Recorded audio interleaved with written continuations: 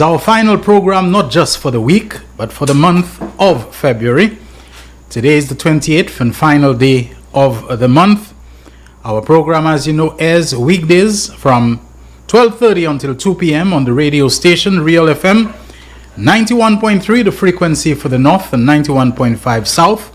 Simulcasting also on NBC Television, Channel 120 on the Flow Cable TV service. We are also on Facebook Live and on YouTube live streaming. When tomorrow rolls around, it's going to be the 1st of March. Significance of that date, the 1st of March 2025 will mark exactly 3 years since we launched this program on March the 1st, 2022. I want to thank all of you who have been so supportive, who have participated, who have been our fans, who have been part of our audience, who have been with the Facebook Live. And one of the persons who played a very instrumental role in the launching and sustaining of the real issues is by coincidence in the studio with us today. And I'm talking about our station manager, Nigel Nicholas.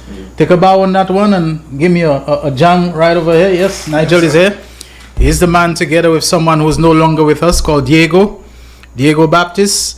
And I remember the two of them working tirelessly to get all the graphics and all, the things that come in the background when you're as technologically gifted or technically gifted as they are, which I'm not, in making sure that this program has lasted the 3 years that it has. So thank you very much, everyone, for 3 years of the real issues with me, Shelton Daniel. Let me say good afternoon to Terry Fenelon. I saw your calls coming in, Terry, but as I've indicated, once it's after midday, it's very difficult for me, unless it's an emergency, to answer a call, because I'm trying to get my head into the news and so on, to watch our lunchtime news, to keep myself really the last minute tweaks and tune-ups to come on air. But I did get your message, and I am going to act accordingly. Let me also say good afternoon to another man called Imran. I know you were trying to reach me, and I know what about. And I'll make good on that one. I'll do right by both of you in terms of that. I know you are not calling frivolously, but doing your best to get in touch with me on an important matter. But before I move any further, let me just touch on a subject which was kind of highlighted in the news. And that is the matter of the Constitution. And a lot of people seem to be under the impression, mistakenly, that just because the Constitution guarantees you certain rights, that the rights are unqualified, they are not moderated by anything else. And so the Constitution says freedom of assembly. So you can at any time just gather anywhere, and because it's in the Constitution does not operate on its own without regard to other lawful pieces of legislation or rules or whatever it is. You can't just say the Constitution guarantees me freedom to assemble. So whether we're in a pandemic, whether there's curfew, which are there according to law for justifiable reasons that have been passed, in the parliament and so on, pertaining to curfew, pertaining to the size of gatherings and so on, in order to minimize, in order to reduce the spread of the virus and so on, as we knew. You feel, it's my constitutional right, and so I can go. Yes, it's your constitutional right, but that constitutional right is conditional, it is moderated, has to be dealt and read and understood in conjunction with other laws which are themselves constitutional. I don't know if you understand what I'm saying. The other laws are themselves constitutional, because they have been passed in accordance with what is constitutional in terms of the Parliament passing laws and regulations for the effective management, protection, safety of the society as a whole. So a law that comes in the midst of a pandemic is not overthrowing or usurping the Constitution or violating your rights. It is moderating the rights to deal with a particular situation. It's a particular situation. It's against the law to kill somebody, to commit homicide, to take another person's life. But the law also includes moderating clauses or sections or articles that deal with things like self-defense. You're not supposed to take somebody's life, but somebody is threatening your life, or you genuinely believe your life to be in danger, and you act in a manner for your own protection, for your defense, for the protection of your children. Because if there is one thing people are capable of loving more than themselves, everybody is into self-preservation. The very programming of a human being, we can say, is selfish. It's to preserve yourself. If there is one thing that a human being and most other creatures, sensate creatures, are capable of loving more than themselves, it's their children. It's their young. The chicken, the fowl, as we say, that is always so skittish and always so timid. It has chickens one day, and you go and hold or threaten or go too close to one of those chickens, and that hen, which is normally without chickens, would run away from you as fast as possible. It's going to come and fly at your face. You say it's your eye it's coming for. Likewise, somebody finds their young, their children in danger. They will take action even if it means killing somebody without second thought for the protection of their young. It's not just self-defense in the strict sense of defense of you, the person, but defense of whatever is your legitimate zone of protection, your protectorate, your children, your home, inside your house, your property, etc. Therefore, when I watch the news, and there is a gentleman who went to the civil status registry, it seems, and he got frustrated. And it's understandable. This place is the frustrate people. That's why I always look and I tell you, I'm so happy when I see the transformation over the years at places like the post office, at places like the, like inland revenue and customs and excise, and the way they deal professionally. It's not a matter of you on the line and you see two officers there joking with each other about something, some ruru, some papi show nonsense. They are professional and they are changing, they're evolving, they're getting better. They're not perfect, I'm sure. But civil status registry has been a place that has been getting under the skin of people for some time. I believe they've gotten better. I came down from Antigua, I had certain matters to look into, including on behalf of a fellow St. Lucian who was stuck in Antigua with no documents. His documents expired. The rectification, he couldn't get it done. To travel to St. Lucia, he would need a passport. To get the passport, chicken and egg situation, he would definitely need to get, the documents and so on. And I came down, and I have to say, I went through the process. It wasn't easy. It took time, but they were very helpful. I didn't feel that frustration. Another very helpful person was that wonderful lady who was once General Secretary of the UWP from Mico, Gertrude George, who was there in the capacity of a Justice of the Peace. And I mean, that lady was so wonderful to help me. But people can go there, and with all the rectification and all what is needed and all the different things and so on, someone can get frustrated. It seems the gentleman got frustrated, and he may have let out a few obscenities inside there. Whatever it was, a policeman stationed inside, they found he could not continue, and that's understandable. Folks, there's too much cussing and more sal going on in the place. Like I say, you pass through town and you swear, somebody wrote the other day that, in your mother, whatever, that this is the national expression, this is the national face. People are cussing non-stop, vile, foul, obscene, abusive, swearing that is going on all the time, all over the place. Come on, man. A policeman will not stand there, cannot stand there, should not stand there to hear somebody cussing, And even while he was giving the interview to the media, he couldn't help himself. He let out an F-bomb, They won't stand by and let you use that language inside there. There are laws against, obscene language, threatening language. There are laws against them. Generally, they're overlooked because I suppose police have so many more irons in the fire. They have so much bigger fish to fry. They have so much more on their plate. So to go chasing around somebody who tells somebody, Kisama Mao in your mother, whatever, it's not what they would consider to be the ideal or optimal use of their time and their effort and the resource that they represent.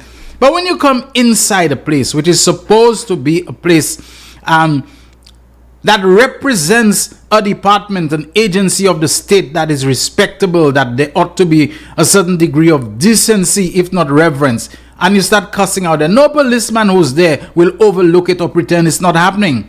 It is a verbal assault on the other people who are gathered there. It is a verbal assault on the staff. It's a verbal assault on the officer. They have to uphold their own integrity. So it looks like they put the man out, and he said how they pushed him and pushed him. I'm sure the officer would not have pushed you if they told you go outside and you just walked outside. You must have been resisting. You must have been refusing to comply. And he claims how they grabbed his shirt and they... Well, let me tell you something. There is a word called verisimilitude. I don't know how many of you are familiar with it. And I can feel myself getting a little hoarse. I think I got a sprinkle this morning. Some showers came out, against what you would say is the run of play, against the grain of the weather up to that time. And I think I may have gotten a little sprinkle, so I'm feeling a little hoarseness creeping upon me. There is a word called verisimilitude, which means having the appearance or the semblance of truth about it. You believe a man will be in the civil status registry, he's not doing anything, he's not being loud, he's not being disruptive, he's not being, cacasses, and an officer will just come and grab you and push you and tell you go outside? Were there other people seeing what's going on there, witnesses and so on? In any case, if an officer does that, where I'm sure there are so many other people, the correct behavior, unless your life is being directly threatened, is called comply and complain. Leave, cooperate, and then go to headquarters, whatever, get on the phone, find your way to the commissioner's office, write down on a piece of paper that I feel I was assaulted at the civil status registry by an officer. Take his number. Don't do it for Joycelyn Fletcher purposes, but take his number, If you want to record him at that point, they hadn't taken your phone, whatever. The taking the phone part, I'm not so sure about that. I don't support it. I don't think it's right, but I could be wrong on that one. And then it goes outside and it becomes such a commotion that the officer has to call for backup. He calls for backup. The officers come. You are recording them. They took your phone. I'm not in agreement with that one. I'm going to tell you that. The part about officers trying to prevent people from recording them, I don't think this is a situation of any great national security or public security issue. You're effecting an arrest. You're being recorded. Who knows how many other people would have been recording you? Would you seize all their phones and so on? Would you stop them from recording you? They took his phone. But it's the way the man is getting on. He's so hyper. And the officer is telling him, why did you all arrest me? What reason? The officer kept on saying, are you prepared to listen? Are you prepared to hear? Let me explain why we arrested you. Finally, the officer, the sergeant, I think, of the backup team which arrives, manages to get a word in sideways and tells him, we came because it was reported to us that you were using obscene language inside the building. And this is the crunch. This is the to me, the gravamen of the whole thing. The meat of the matter, the heart of the matter. He answers and says, well, is that anything wrong? Don't we have freedom of expression in this country? I have read the Constitution, and basically he's making it. Whether or not he was using obscene language, it's a constitutional matter. Constitutional rights are not absolute. They are not unconditional. They are conditional upon your adhering other laws, other lawfully passed regulations and legislation, etc. The parliament is constitutional.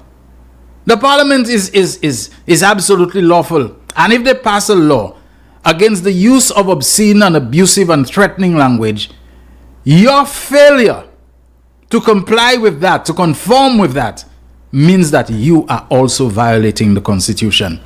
You cannot see the unconstitutionality about an arrest for something that you are doing that is wrong, that is against the law. And if it's against the law, it's against the Constitution, unless that law has been declared unconstitutional by a court. And when that is challenged and so on, that law either has to be repealed or it has to be amended, etc., etc. Too many people are under that impression. It's my constitutional right, so you can't come and tell me not to gather there. It is the constitutional authority of the law. Once the law is passed in accordance with the Constitution, and it's not for you to make a declaration that I did nothing wrong. Let your lawyer plead that or whatever when you go and file a complaint. You can't want to be cussing off everywhere, even in the public open space. A policeman has a right to accost you for using obscene language.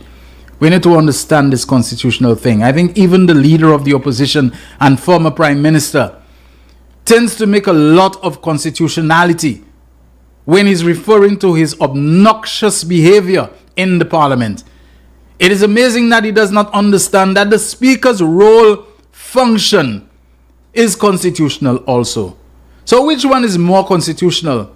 You wanting to do what you want inside there, or the speaker making a ruling as he's constitutionally empowered and authorized to do? But at the same time, you could not find constitutionality in the matter of the deputy speaker. You could leave the post vacant. Someone was already in the position. You removed them from the position, left the position vacant, and relied upon two very pathetic arms of reasoning or arguments that one, the opposition, which was the minority in the parliament, was also duty bound to appoint or to nominate a deputy speaker. You had one already, you removed.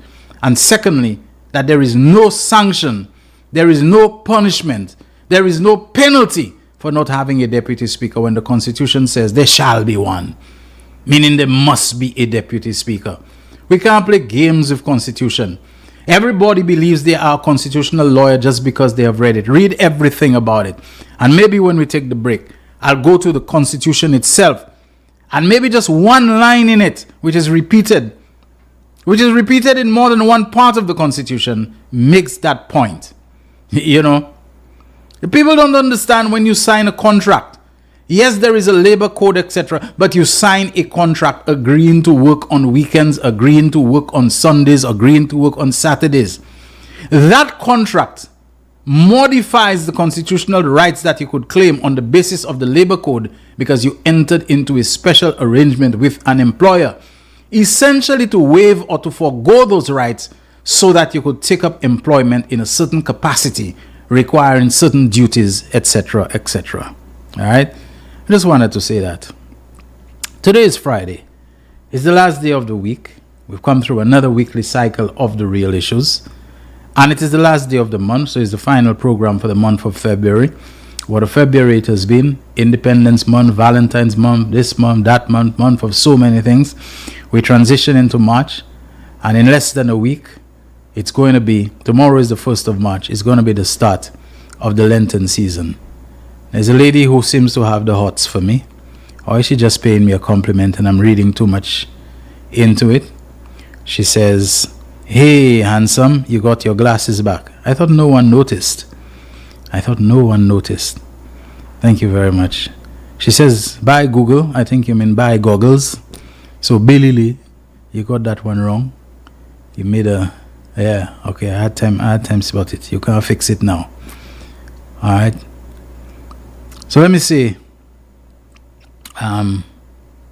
Okay, do I have some time to read? Someone WhatsApped me some information on the back pay.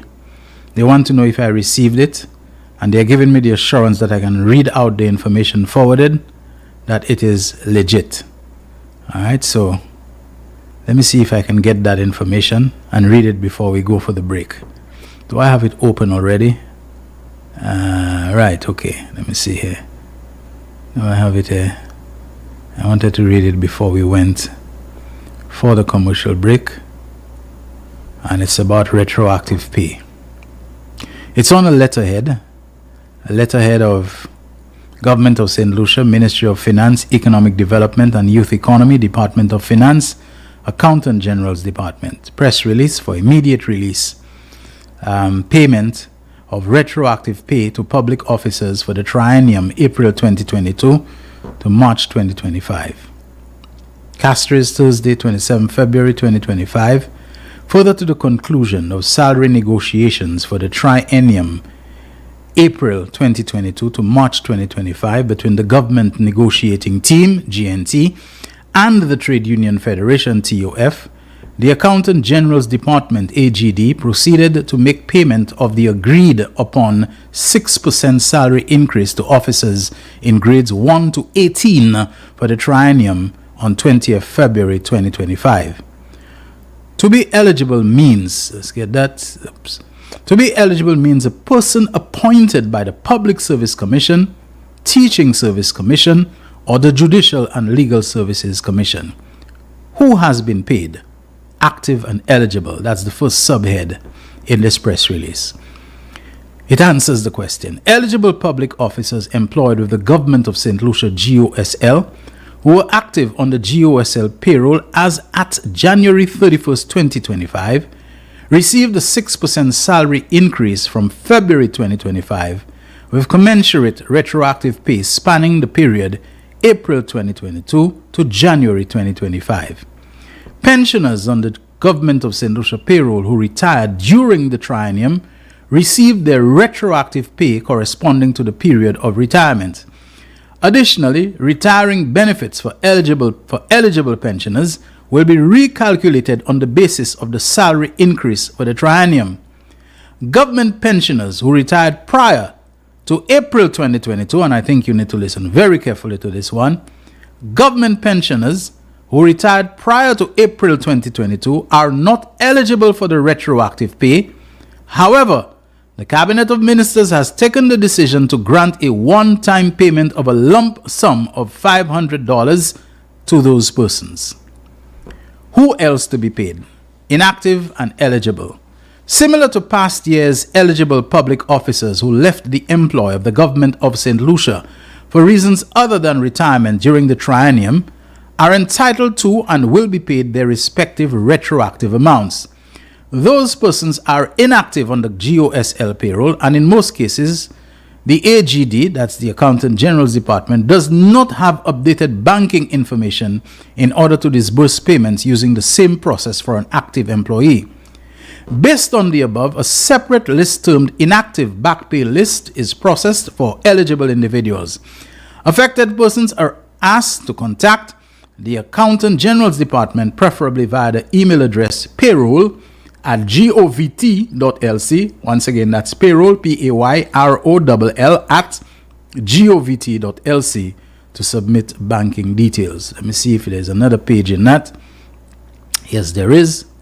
And it says how to submit banking details. Eligible individuals should email payroll@govt.lc with their name and NIC number, National Insurance Corporation number, the bank name, the account number, the account type, whether savings or checking. Note that credit union accounts are also accepted. Upon receipt of individuals' banking information, the AGD, that's Accountant General's Department, will proceed to process payments electronically to individuals' bank accounts. For further clarification, please contact our offices and take careful note of those numbers. They all start with 468. Okay, so just write 468, and the different numbers are 3900, 2512, or 2510. That's 468 in all cases, 3900, 2512, or 2510. The Real Issues, powered by Blue Waters, continues after these commercial messages. The voice. Your hero is back. Raw facts, no fluffs. Shelton Daniel is here to deal with the issues. 12:30 p.m. to 2 p.m. Monday to Friday on Real FM.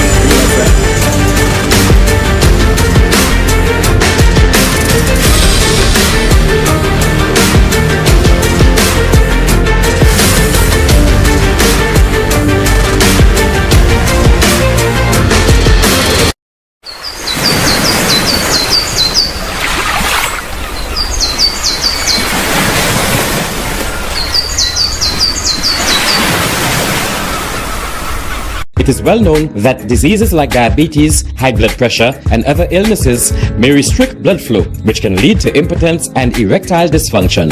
This is why Enhance was formulated to meet these challenging health problems, which can reduce your ability to perform. If you're having problems maintaining your manhood, then reclaim your manhood today with Enhance. Enhance increases your energy level, boosts your stamina, and increases your endurance. You can get your Enhance at Southwell VA4, Restorer Pharmacy Soufre, Knights Med Miku, Lay by Bar The Morn, Dexter's Place Jeremy Street Castries, Citygate Bar The CDC opposite the market, Plants Place Denry Highway, Arlette Supermarket Soufre, The Release Stress Bar Labrie Highway, Cool Joint Bar Victoria Schwazel, Prios Bus Stop 22, next to the Moshi Bus Stop, opposite the Grosley Bus Stop. Prios Bar and Grill in Corinth, Grosile. Enhance, the best a man can get. Why are you suffering from aches, pains and illnesses? When there's help for you. At Health Service Center, we offer a wide range of treatment that has been scientifically proven to help you with your aches, pains and illnesses. Our ICT machine is one of the most effective devices in the health field.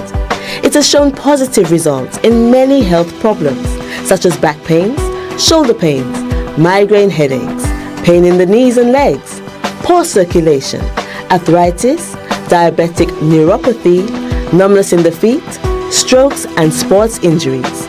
ICT, repairs, rebuild. The power to heal, the future of pain relief. Live streaming has become one of the best ways to connect the funeral of a loved one with friends and family, both local and international. NBC Television will live stream your funerals on television and Facebook at a reasonable rate. With our state-of-the-art equipment, you can be assured that the quality of your funeral will be to your satisfaction. Call our office now and book your obituary and streaming with us. 758-453-7458.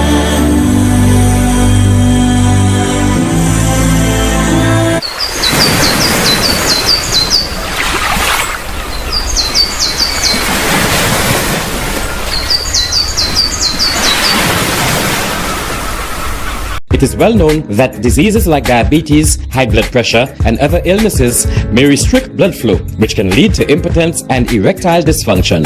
This is why Enhance was formulated to meet these challenging health problems, which can reduce your ability to perform.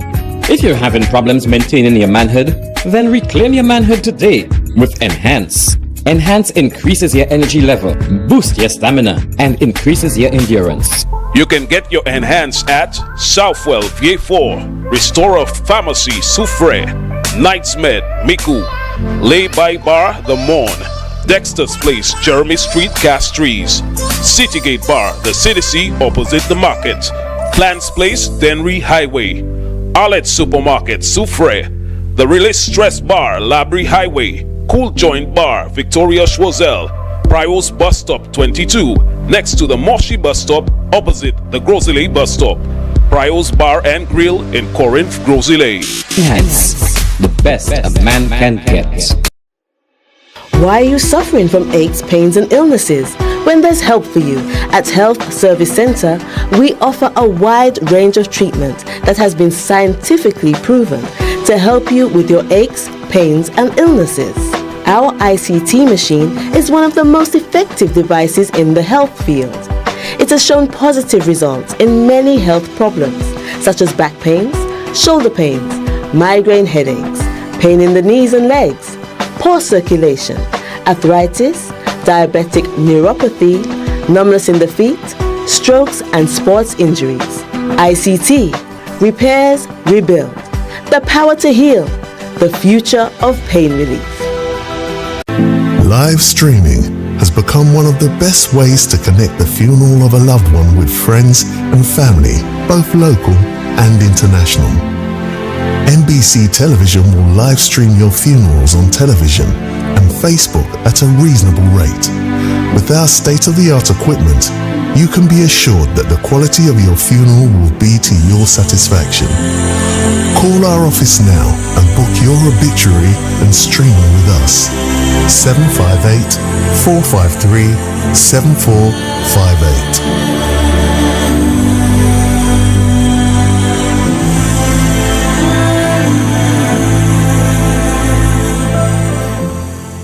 It is well known that diseases like diabetes, high blood pressure, and other illnesses may restrict blood flow, which can lead to impotence and erectile dysfunction.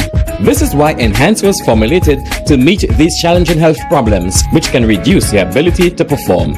If you're having problems maintaining your manhood, then reclaim your manhood today with Enhance. Enhance increases your energy level, boosts your stamina, and increases your endurance. You can get your Enhance at Southwell VA4, Restorer Pharmacy Soufre, Knightsmed Miku, Lay-by Bar The Morn, Dexter's Place, Jeremy Street, Castries.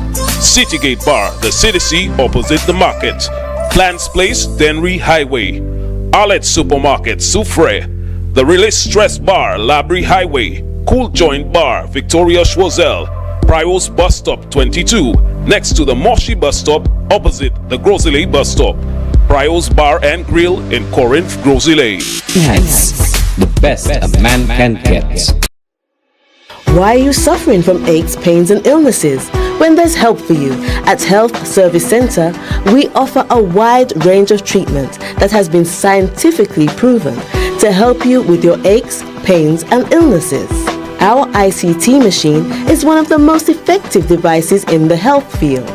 It has shown positive results in many health problems, such as back pains, shoulder pains, migraine headaches, pain in the knees and legs, poor circulation, arthritis, diabetic neuropathy, numbness in the feet, strokes and sports injuries.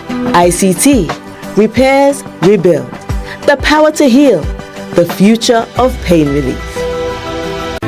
Live streaming has become one of the best ways to connect the funeral of a loved one with friends and family, both local and the voice. Your hero is back. Raw facts, no fluff. Shelton Daniel is here to deal with the issues. 12:30 p.m. to 2 p.m. Monday to Friday on Real FM.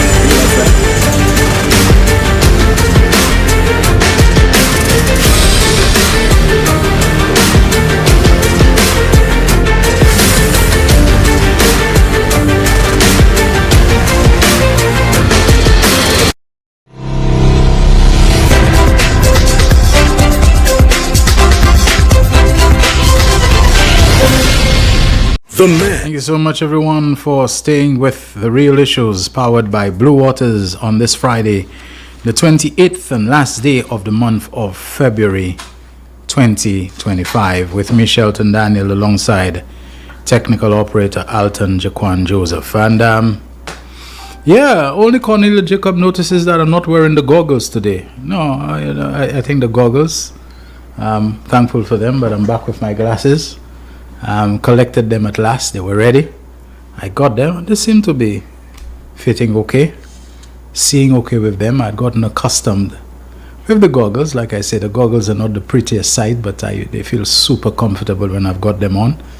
I got a bit of a tongue lashing about them earlier this week. I won't tell you from who I got the tongue lashing and what exactly they said to me, but it looks like this particular person had not heard that I had given exhaustive, one might even say ad nauseum ad infinitum, explanations about why I had to wear the goggles because of something that had gone bad with the glasses, and I needed to have them redone.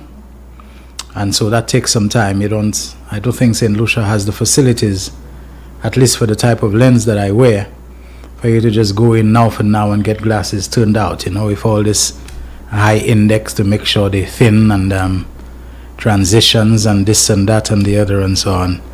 I don't know if they even actually do it in St. Lucia or if they have to send it overseas. So thanks very much to those who sent me links of where I could get my glasses, the prescription filled out online, and they would ship it to you, I suppose, and all of that. I wanted to go where my records were already and they know what my needs are. It's worth mentioning, though, that it looks like optical companies, almost all eye doctors now seem to have their own optical company or one that they're associated with. And if you go and they test your eyes for you, they won't give you your prescription unless you are filling in the prescription at their company, their in-house, whatever optical prescription dispensing service. In fact, one of them actually told me that they would not give me my prescription until I ordered the glasses through them, and when the glasses came, or after I had paid for them, then they would give me.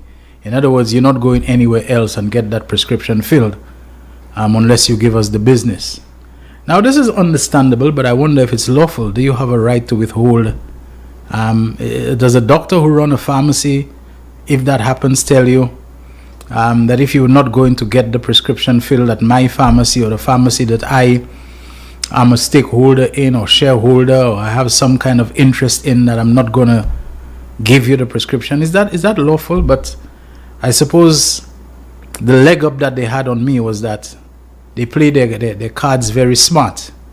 So they give you the how you call that, the eye examination free. You don't pay for that. You know, so you can't come and claim that you paid like you pay a doctor and they're not giving you your prescription. They give you the eye examination free, so you can't claim that you paid for something and that they're not delivering to you what you paid for. You have to fill the prescription for the glasses with them, from the frame to select, from the lenses to decide, you know, in the case of mine, like I said, transitions and high index and this and that and the other. And then when they make sure they make their money off you, or they make their money back on you, because this free eye examination is really a gimmick, it's a stunt. They know how they'll get their money back. You can't have an eye doctor, optometrist or ophthalmologist or whatever and free. You have to pay them, so the money has to come from somewhere. So I suppose this is the part of life, the gimmicks. I wanted my glasses. I'm not going to make noise about it, but it seems, and it's not today, it's like that. Almost every person who's an optometrist, as far as I know, either they own an optical company, prescription dispensing optical company, or they have some interest in it, or they employed, or whatever it is. So there's some association that they have to make sure that they make money, that you don't come and take the prescription and go online at some site, you know, some United States optical dispensing thing, and you enter whatever the values and so on, and then you can pay for it online with your credit card or debit card or whatever. So, you know, man, c'est la vie. I just wanted to read, basically, you know, from any part of the Constitution that deals with the rights of people and so on. Protection of freedom of expression. Let me start that. Except with his own consent, a person shall not be hindered in the enjoyment of his freedom of expression, including freedom to hold opinions without interference, freedom to receive ideas and information without interference, freedom to communicate ideas and information without interference, whether the communication be to the public generally or to any person or class of persons, and freedom from interference with his correspondence. Listen to that. And I suspect a lot of people, they read up to that point and they come away with the impression, they form the conclusion, mistaken, misguided, that freedom of expression is unqualified, it's unconditional, it's unlimited, it's unrestricted, that I have a right to express myself. You have a right to lawfully express yourself. You have a right to properly express yourself in a manner that does not transgress or encroach upon the rights of others, or upon the good order, upon the protection of the society, of the community, of the neighborhood, whatever it is. Because now you have to go on and to read subsection 2. That's from section 10 I'm reading of the Constitution. Subsection 2. It says, nothing contained in or done under the authority of any law shall be held to be inconsistent or in contravention of this section, to the extent that the law in question makes provision, A, that is reasonably required in the interest of defense, public safety, public order, public morality, or public health. You listen to that. Subsection 1 tells you, except with his own consent, a person shall not be hindered in the enjoyment of his freedom of expression, including freedom to hold opinions without interference, freedom to receive ideas and information without interference, freedom to communicate ideas and information without interference, whether the communication be to the public generally or to any person. In other words, nobody should interfere with your freedom of expression unless you give them the right and the authority to do so. Unless, as I have done, I order things maybe in the USA and whatever, and they get it sent to a shipping company or to a friend if it's a small item and so on.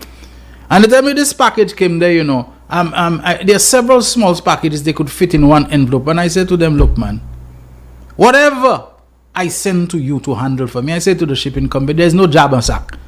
Open the things, ascertain what is in it, and you can consolidate them into one big envelope. I have given the person the authority, the right. If tomorrow I come and I went to sue them for opening my mail, violating my privacy, intercepting my correspondence, I, with my own consent, told them you can open anything that comes for me to see what is in it, to decide how you're going to put it together, or what is the little insert promotional thing you can throw away, and what is an invoice that you must keep, so that when customs ask me about the value of it, the invoice is there that I can show them, and so on. That's with my own consent.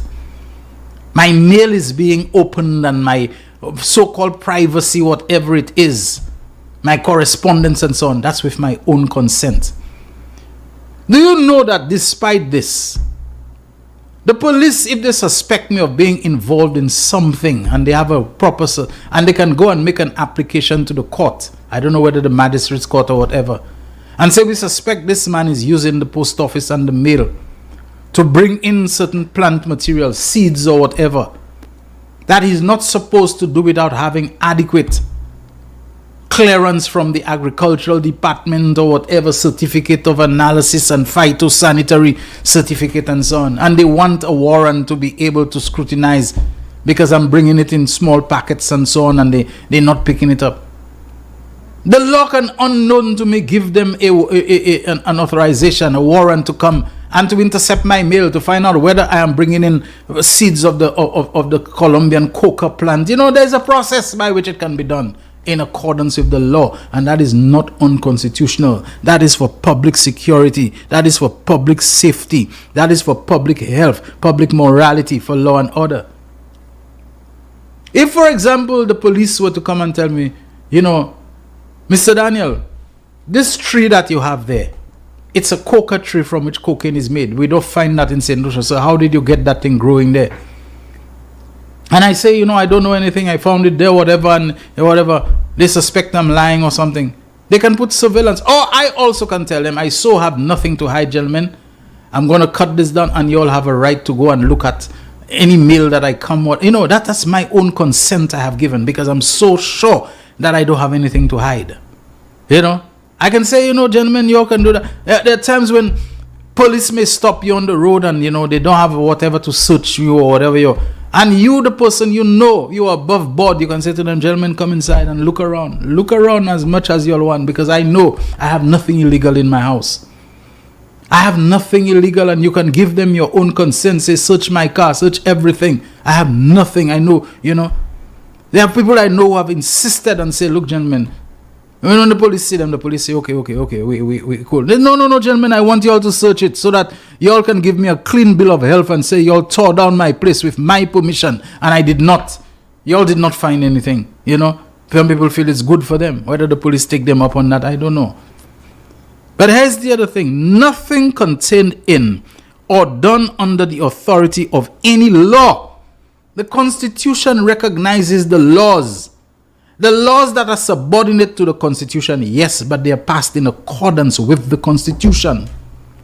And so the Constitution recognizes them and says, if there is a law and the law stands, the law is constitutional too. How can you hold your constitutionality in respect of freedom of expression, as one example, to be more constitutional than the constitutionality of the law? Your constitutional right as an individual cannot supersede or take precedent over the constitutionality of the law, which is there for everybody, for the collective.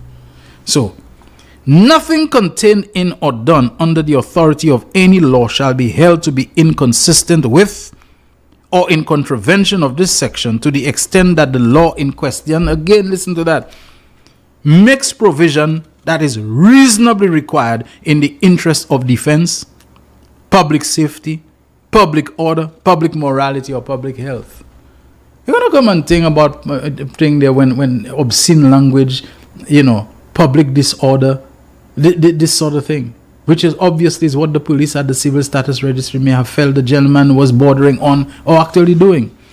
B, that is reasonably required for the purpose of protecting the reputations, rights, and freedoms of other persons or the private lives of persons concerned in legal proceedings, preventing the disclosure of information received in confidence, maintaining the authority and independence of the courts, or regulating the technical administration of the technical operation of telephony, telegraphy, post, wireless broadcasting, or television, or.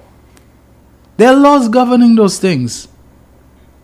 There are laws governing them, and to the extent of protecting your right to freedom of expression when you're using the phone to send threatening and abusive and salacious messages to minors and this kind of thing, you cannot claim that your freedom of expression is the paramount consideration. The rights of others, the rights of the collective matter.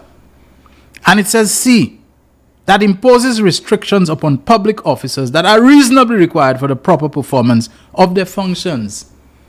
If you're operating in some public capacity where confidentiality is required, where you can't go talking people's business all over the place and so on, whether as a policeman, whether as a permanent secretary, there are laws that you can't go against my freedom of expression and somebody makes an application for something or they submit something for some part and you're there putting out everything about how their cake is baked, so that competitors know before they can get their registration and their approval, whatever it is that you go in and undermine and subvert them and so on. We have to understand that constitutional right. There's another part again. Listen to that.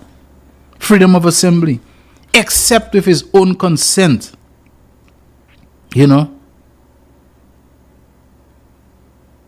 And it also says that even when the lawful restrictions and limitations are placed, it says, except so far as that provision or, as the case may be, the thing done under the authority thereof is shown not to be reasonably justifiable in a democratic society. They will not allow extremes in taking away your freedom of expression. Judges have ruled against them and say, look, that is a misapplication of the law. This is unreasonable to basically shut a man up or tell him he must shut up when there is no public issue or public protection or public safety at stake. It's probably those in power, police, whatever, just want to use their power and so on, to suppress people. Courts have ruled against that under the matter of freedom of assembly and association. What the time is there? Except with his own consent, a person shall not be hindered in the enjoyment of his freedom of assembly and association. That is to say, his right to assemble freely and associate with other persons, and in particular to form or belong to trade unions or other associations for the protection of his interests, or to form or belong to political parties or other political associations. And I might say to churches as well. Your right to be, a Muslim, of any organization that is not prohibited in the country or outlawed, whatever, and to meet for you all, to have your meetings and to have your gatherings and convocations, political things, trade union matters and so on. Nobody should tell you when you're employed that belonging to a trade union is forbidden, and if you join a trade union you'll never get promoted, or they'll find a way to fire you, or this sort of thing. That is unlawful. But listen to that carefully. Nothing contained in or done under the authority of any law shall be held to be inconsistent with or in contravention of this section to the extent that the law in question. The same thing is said for freedom of expression. The law in question makes provision that is reasonably required in the interest of defense.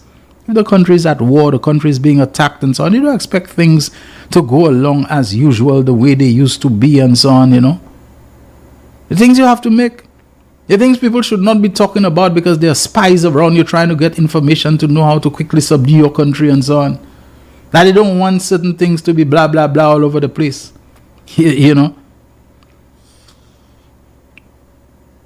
That is reasonably required for the purpose of protecting the rights or freedoms of other persons, or that imposes restrictions upon public officers that are reasonably required for the proper performance of their functions, and except so far as the provision or, as the case may be, the thing done under the authority thereof is shown not to be reasonably justifiable in a democratic society.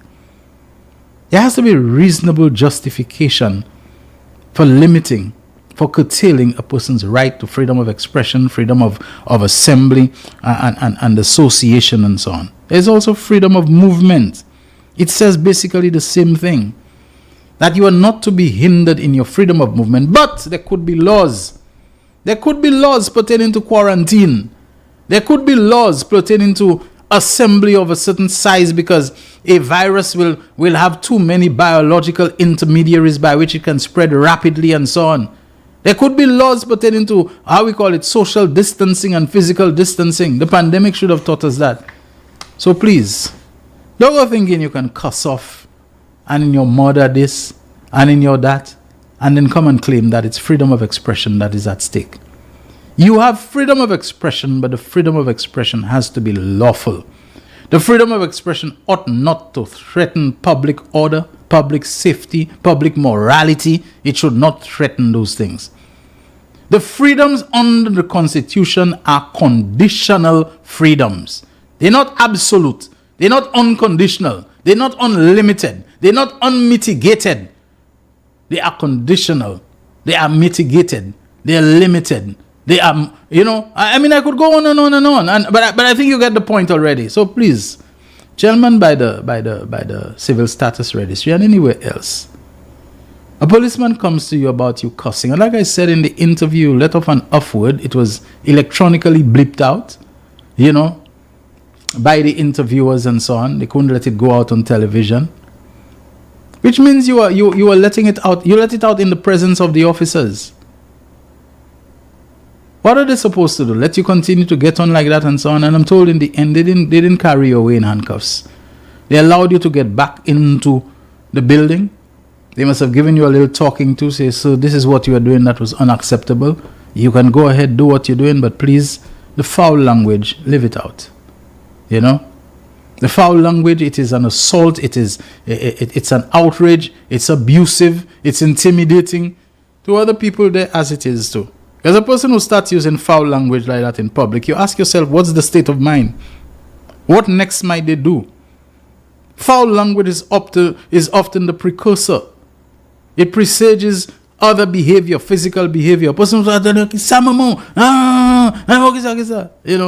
you never know how far you are away from them using their gun or their cutlass or whatever it is.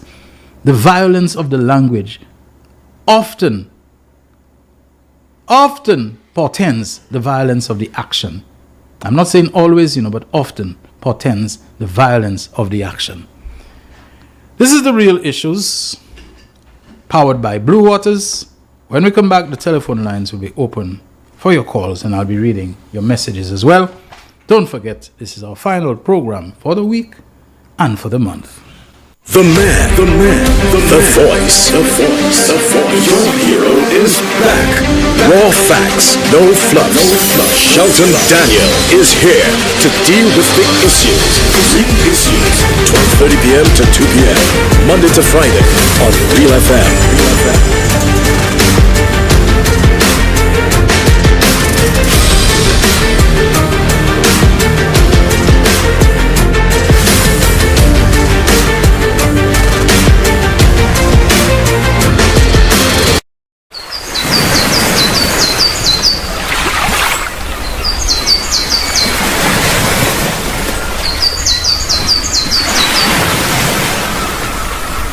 It is well known that diseases like diabetes, high blood pressure, and other illnesses may restrict blood flow, which can lead to impotence and erectile dysfunction. This is why Enhance was formulated to meet these challenging health problems, which can reduce your ability to perform. If you're having problems maintaining your manhood, then reclaim your manhood today with Enhance. Enhance increases your energy level, boosts your stamina, and increases your endurance. You can get your Enhance at Southwell VA4, Restorer Pharmacy Soufre, Knights Med Miku, Lay by Bar The Morn, Dexter's Place Jeremy Street Castries, Citygate Bar The City opposite the market, Plants Place Denry Highway, Arlette Supermarket Soufre, The Release Stress Bar Labrie Highway, Cool Joint Bar Victoria Schwazel, Prios Bus Stop 22, next to the Moshi Bus Stop, opposite the Grosile Bus Stop. Prios Bar and Grill in Corinth, Grosile. Enhance, the best a man can get. Why are you suffering from AIDS? The man, the voice. Your hero is back. Raw facts, no fluff. Shelton Daniel is here to deal with the issues. Big issues. 12:30 p.m. to 2 p.m. Monday to Friday on Real FM.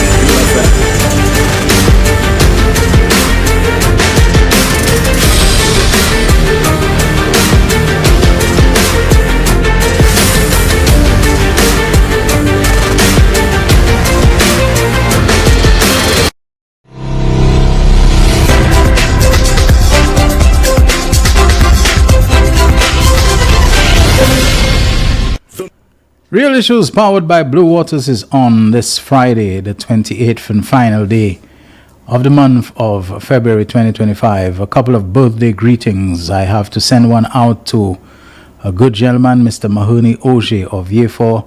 Happy birthday to you, Mahoney, and I wish you many, many more in good health, long life, happiness, and all of that, along with your wonderful family, including especially your wife, Diane Oje. Greetings to you as well, and I know you'll be doing everything to make this birthday the happiest of all thus far for Mahoney. Give him a reason to want to live long. I think he already does, you know.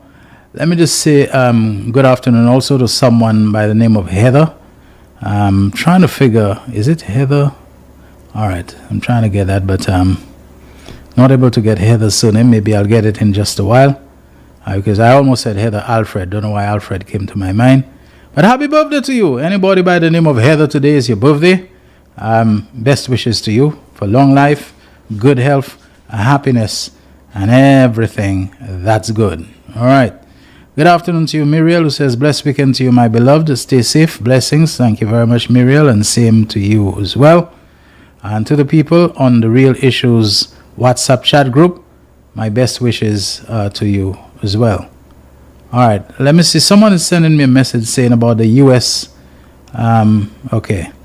I'm getting a message to send birthday wishes to Deanne Borton. Yes, Deanne Borton. Birthday greetings to you, Deanne. I did see you flash up somewhere on my Facebook timeline. So my best wishes to you. Long time we haven't seen, but you're never out of my thoughts. And also to your wonderful family, your husband. And to the best of my knowledge, you have only one child, a son who's not a child anymore. He's an adult. So my very best to all of you, especially on this, your very special day. Also to Kira Dantes. Yeah, Kira Dantes, happy birthday to you as well. The message just coming through. And wishing you the very best on this, your special day. Now I'm told that the Heather, that I'm trying to get her surname to send the birthday greetings to you is actually Heather Tyson Davis. So good afternoon to you, Heather Tyson Davis, and a very special happy birthday to you, and wishing you many more. Hope you're well. I see your picture, and I mean you cannot be anything but happy. I mean that is one facial expression that says it all. So I know you're having a happy, super happy birthday. And also to Perpetua James, as I love to say, my fellow Denarian, Pepet. Yeah, good afternoon to you. Nice to know that today is your special day, coming at the end of the month when, you know, it's often a happy time, especially a month like February, Independence Month, Valentine Month, Independence Baton Relay Month. It's already a month loaded with joy. And I know there's a lot of kick and there's a lot of thing in there. I don't know if month end means the same thing to you, you know, some little dough rolling in and so on. I'm just kidding on that one. We know by the time you get it, so many bills and everything to pay waiting for you already. Who else do I have there? All right, I'm told that the Kira that I called is Kiara. It's actually pronounced as. So Kiara, happy birthday to you. Sorry about it. And I've gotten it. I hope I did it right this time. Cornelia Jacob Abetan, as usual, says, let's not forget, it's the 30th. It's the 30th of February. Oh my goodness me. Reminds me of a gentleman, a public servant who used to work at a registry or somewhere, I think in times past. Mr. Clayton Roberts. Is Mr. Roberts still alive? You know, very nice gentleman. A lady came in and the lady began to get on about how they're taking so long to help her and so on. So Mr. Roberts came over and he said to, okay ma'am, okay, here I am. I think he was in a supervisory role or so on. And the lady said, he said, madam, just dim a key that to fit. And the lady said, 59th of March. And Mr. Roberts said, well, ma'am, Massa do, so they be say 59th of March. Who fast shape is no for West Bay, 59th of March, who kind of West Bay, it is a priest, then no kind of chance. Punwa says, oh, it's then the ladies start to get along. And Mr. Roberts just look at her and say, ma'am, this is must have who they move at 59th of March. And you could see he was having a good time. With sometimes the public servants, the conscientious ones, like I knew Clayton Roberts used to be. And Mr. Roberts, I'm sorry for saying if you're still alive. We haven't seen each other for a very long time. So if you are, do accept my good wishes and my expression, recollection, and of the pleasant memories of having to deal with you over the years. You are one of those who I think was beyond your time, ahead of your time, in terms of understanding from that era the kind of niceness. I don't know, in those years there was a certain degree of attitude that when you went to the ministries that people used to give you, like you depend on me and there's nothing you can do. It's like sometimes you go to some small businesses, the small ones especially, and you want some service, and the way they deal with you, like I was telling you recently, I had with some photocopies that I wanted done, and I looked at the man and I said, he's never behaved like that before. I wonder if he realizes that he's no longer, if ever he was, the only game in town. There's so many different places and options that you have to turn. I wonder why people don't behave like they appreciate people's business, etc., etc. But Clayton Roberts was not like that. Even though a public servant and you need a birth certificate, that's where you have to come for it. But he was always a nice, smiling man. And if he realized congestion at the front, he used to come and try to relieve it from his, not sitting on a supervisor's high horse perch and so on. He used to come and get help to get things done. I do remember him. And, people make a good impression upon me. I try not to be the type who only remembers the bad experiences and so on, but remember the good experiences of people. All right, I'm told that Kiara, I'm actually turned 15, so Kiara, very good one to you, and let's hope that you'll have many more years and so on as a teenager. I'm sure that you are being coached and counseled and encouraged to walk the right path, the best path and so on, one that you will never regret, okay? Let's see if we can get some more. Okay. Empress Bobo, good afternoon to you, who says, advance Earth Strong to my loving auntie Marceline of New Development in Soufrière, celebrating her Earth Strong tomorrow, Saturday. That's the 1st of March. Wishing her more blessings, more life, more health. These greetings coming from your niece, Empress Bobo, with love, okay? So love to your auntie Marceline from us as well, Empress Bobo, and to you, who always stays in touch and, gives us that little encouraging response and so on to let us know that he's following. Yeah, I've read this thing about the U.S. to revoke government visas of countries with Cuban medics and so on. And again, the whole oppressive kind of thing, the whole extraterritorial behavior of the United States, especially when it is under Republican administration.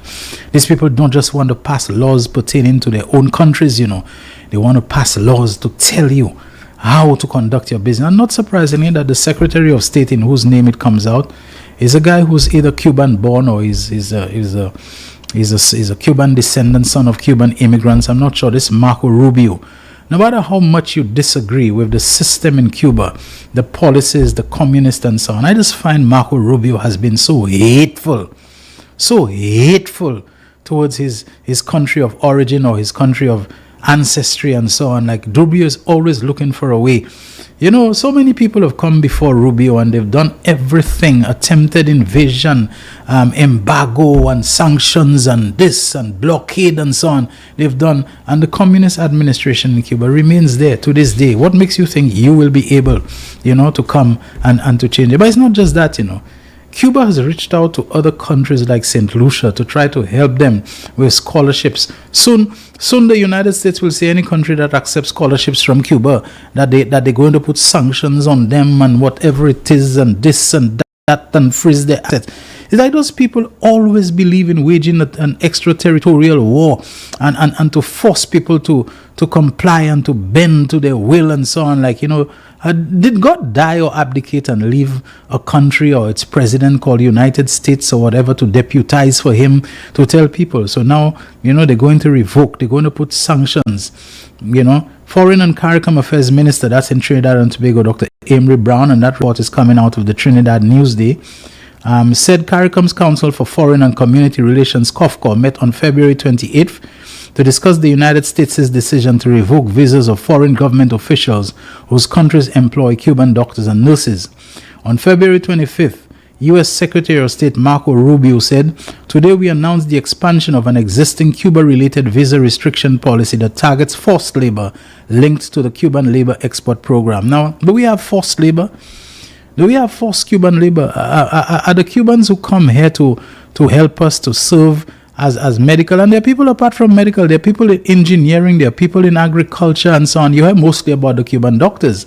There was a guy I knew here, I don't know if he's still called Simon Andres Griffith and so on, who I think was in engineering and that sort of thing. When they come here and the Cuban government assigns them to give us help and Cuban pays them, or if they agree for us to give them some kind of stipend or whatever it is it forced labor? How do you know it's forced labor? Of course you'll classify it as forced labor because you don't want Cuba to contribute to the development, to the advancement, to give the solidarity assistance that it has been given to needy countries, which the United States ought to be giving a lot more of, the amount of scholarships and so on. And so the repressive, sit down, put my big backside to smother your face and tell you what you must do and how you must do it, it is back. But, the earth is the Lord's and the fullness thereof. God has not abdicated. He has left his earth, his planet, not to anybody else, for he continues to reign in his sovereign majesty and so on. And all those who come and with firecracker excitement and figure that they are the ones who make the times and change the times and the seasons and everything like that, that they are some kind of substitute God and so on, they will soon find how quickly they will come down. Cuba has been persecuted and oppressed long enough, and I will continue to say, whether you agree with their system of communism and so on, what they have had to endure.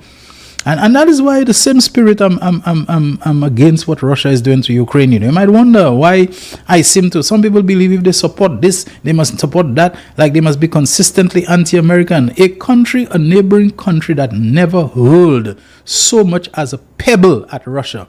Russia ought not to be doing that to Ukraine. They talk about security guarantees, and NATO membership will mean that they will be surrounded by missiles because NATO will have a right to station forces. The first time Russia did what it did to Ukraine, to come and to annex the Crimea, to just take over, there was no issue of NATO membership being floated on the table.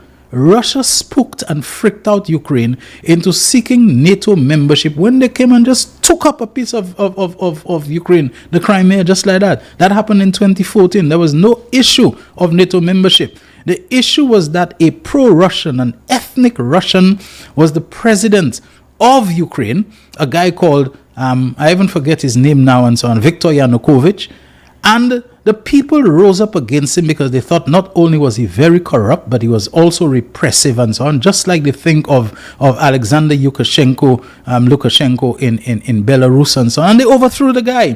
Putin has been upset with Ukraine since that time because he takes it as a personal rebuff. He takes it as a personal slight and spite, that they overthrew his buddy, they overthrew his ally, they overthrew his fellow ethnic Russian and so on, and he has taken it as a personal, affront and so on, and he has been punishing Ukraine for it.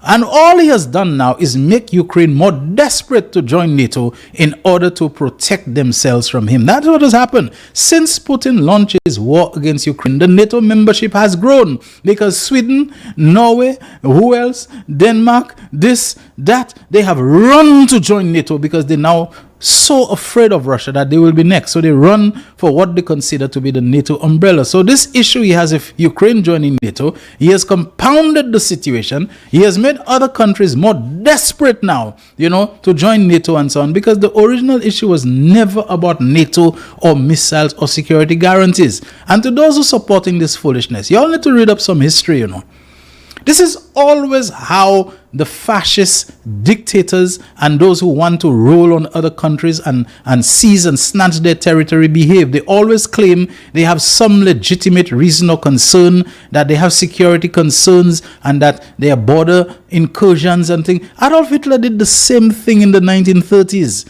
A treaty after the Second World War forbid him or Germany from deploying military forces. I think it was to the Rhineland or the Saarland or whatever, a place, a high coal producing area. They never said don't utilize it there, but do not deploy military forces in a place bordering France. He went and he did that. A war-weary world said, okay, we don't want to go to war over that. They let it pass.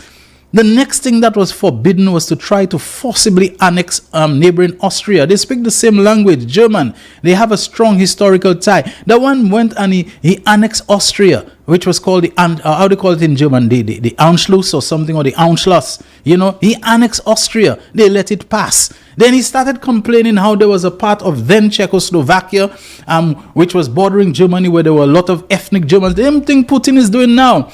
Eastern Ukraine is a place, because it borders Russia, there's a lot of ethnic Russians. They are Ukrainians, but a lot of people who have Russian names, they are ethnic Russians, etc., etc. They probably have a strong sense of identity, bonding, and solidarity with Russia.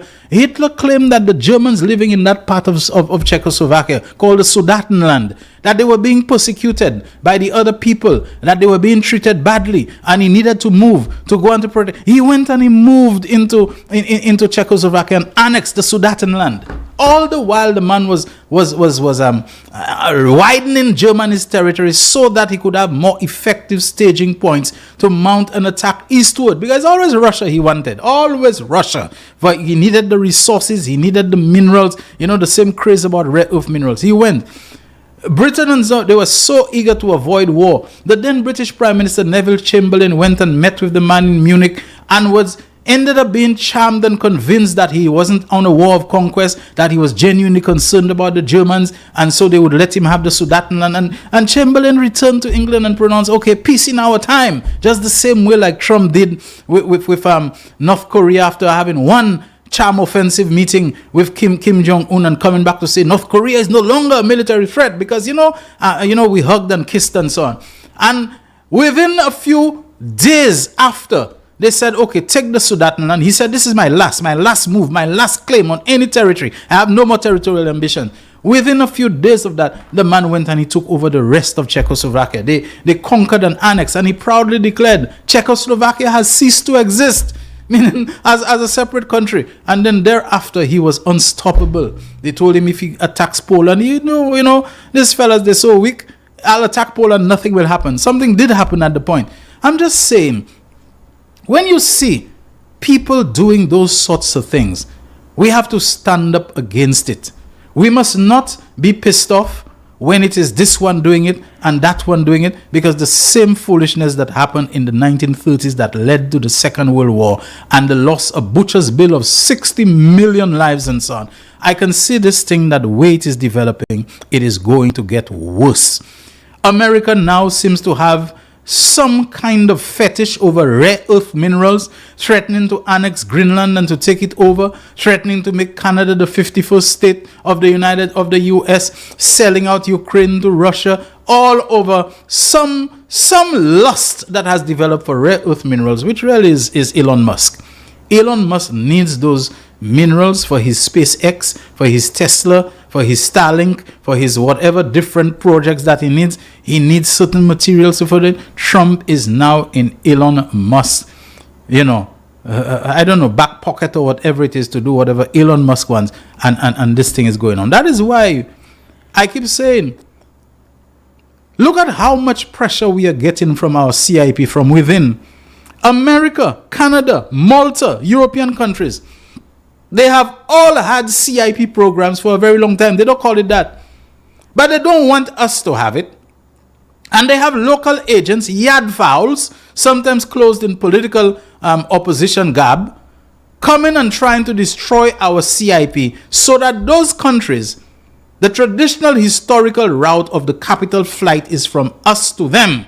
They come, they set up industries, whether they call it fine timbers or whatever, taking our trees, making money. The money is getting, repatriated to their banks, to their societies and so on. Once you set up things like the CIP or the offshore financial services sector that we tried, we just could never get it going.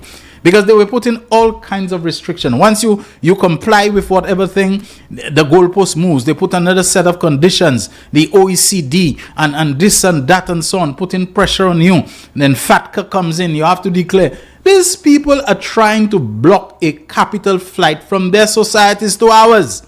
They don't want money leaving their country coming to us. They want money to leave us, to bleed us, to go to enrich them. Because a lot of the big capitals and monuments and whatever that they've built and so on, Tower of London, a lot of the jewels and so on were plundered, from the poor countries of Africa, of the Americas and so on. This is what they did. And now you're going to go and set up something. These people did something to Antigua, which I think I've told you about. Antigua set up what they call an online gaming industry, an online betting, like online casino thing. That was not illegal at all under the rules. But when they saw it was taking off and Antigua was making money, from people coming and place online bets and so on, there was a whole industry built up. They came and they said, no, the thing is illegal. Antigua took them to WTO and won them at, just like you have the High Court, the Appeal Court, and the CCJ or Privy Council. Antigua won them at every stage, of the dispute resolution process. They beat them at the WTO everywhere. America refused to comply to the WTO ruling. They ruined Antigua's offshore financial sector. But they're powerful, they're big. Who can touch them? Antigua going to go and put sanctions against them. They'll destroy your tourism industry. They'll do it. So right now, they have Trump wants to set up another version of CIP because they already had something like that, investment, whatever.